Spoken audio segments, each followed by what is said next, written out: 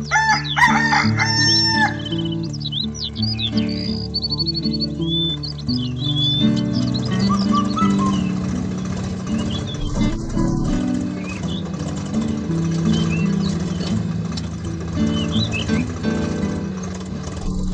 hey, wow.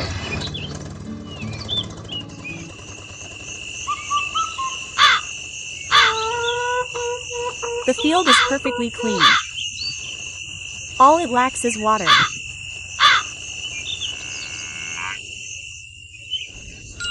I've got an idea.